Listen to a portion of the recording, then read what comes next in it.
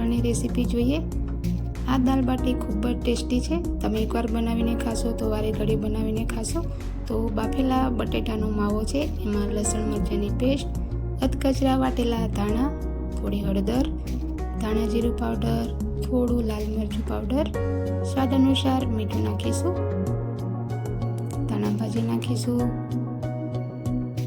હવે આપણે 1 ચમચી જેટલો બેસન લઈશું, થોડું તેલ નાખીશું, સ્ટફિંગને મિક્સ કરી લઈશું સરસ રીતે, મસાલો સરસ રીતે ભળી જાય એવી રીતે આપણે માવાને મિક્સ કરી લઈશું। તો રેડી છે। હવે આપણે નાના નાના ગોળા બનાવી લઈશું। દાલ બાટીની અંદર સ્ટફિંગ કરવાના છે, તો આવી રીતે આપણે ગોળા બનાવી લીધા છે।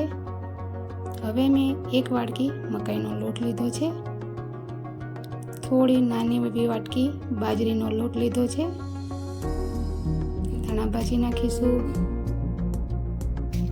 સ્વાદ અનુસાર મીઠું નાખીશું, અજમો લઈશું, થોડી હળદર નાખીશું, સરસ રીતે મિક્સ કરી લઈશું।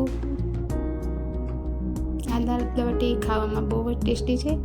રાજસ્થાનમાં જે દાળ બાટી બને છે તો ઘઉંના કરકરા લોટમાંથી બનાવવામાં આવતી હોય છે, પણ આ મકાઈના લોટમાંથી છે। હવે આપણે એમાં ગરમ પાણીનો ઉપયોગ કરીશું। તો મેં ગરમ પાણી લઈ લીધું છે, થોડું પાણી એડ કરતા જઈશું અને સરસ રીતે આપણે લોટ બાંધી લઈશું। તમે જોઈ શકો છો આપણો લોટ સરસ રીતે મસળીને બંધાઈ ગયો છે। હવે આપણે બાટી બનાવવા માટે લુવા બનાવી લઈશું। તો બધા જ આપણે સરખા ભાગમાં લઈ અને લુવા બનાવી લીધા। હવે આપણે આવી રીતે દબાવી અને જે સ્ટફિંગ ભરવા માટેની કટોરી જેવું બનાવી લઈશું। સ્ટફિંગ મૂકીશું અને આવી રીતે આપણે બાટીને બનાવી લઈશું। તો રેડી છે આપણી બાટી। તો આવી રીતે આપણે બધી જ બાટી બનાવી લઈશું।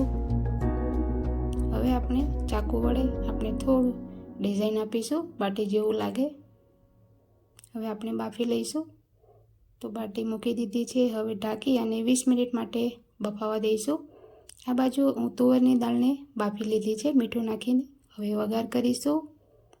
તેલ લીધું છે, રાઈ નાખીશું, જીરું નાખીશું, થોડું હિંગ નાખીશું, લાલ મરચાં, લસણની પેસ્ટ લઈશું, તમે જો ખાતા હોય તો જ લેવાની, કડી પત્તા, કટ કરેલા ટામેટા લઈશું, તમે ડુંગળી પણ નાખી શકો છો, એનાથી પણ ટેસ્ટ સારો આવતો હોય છે। તો સરસ રીતે મિક્સ કરી લઈશું। હવે આપણે બાકીના મસાલા કરીશું। લાલ મરચું પાવડર, હળદર, ધાણા જીરું પાવડર, સ્વાદ અનુસાર મીઠું નાખીશું। સરસ રીતે તેલમાં એને કૂક કરી લઈશું તો સરસ આપણો દાળનો ટેસ્ટ આવશે।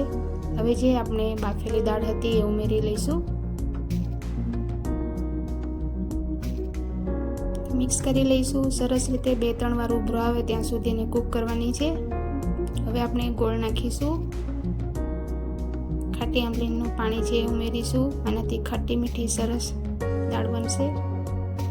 તમે જોઈ શકો છો આપણી દાળ પણ રેડી થવા આવી છે। ધાણા ભાજી નાખી લઈશું, રેડી થઈ ગઈ છે। આ બાજુ આપણી બાટી પણ બફાઈને ઠંડી થઈ ગઈ છે। હવે આપણે એને શેકી લઈશું। તો આપણે દેશી ઘી નાખીશું। બાટી ઘીમાં જ ખવાતી હોય છે, ઘી ના હોય તો તમે તેલ પણ ઉમેરી શકો છો। હવે આપણે બાટી મૂકીશું, લાઇટ બ્રાઉન થાય ત્યાં સુધી એને શેકવાની છે, થોડી ક્રિસ્પી, તો આનાથી સરસ ટેસ્ટ લાગશે।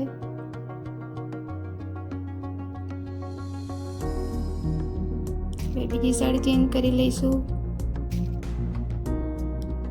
તો આપણી બાટી શેકાઈને રેડી થઈ ગઈ છે। હવે સર્વ કરીશું। જો તમને મારી રેસીપી ગમતી હોય તો લાઈક, શેર એન્ડ સબસ્ક્રાઈબ જરૂરથી કરજો। Thank you.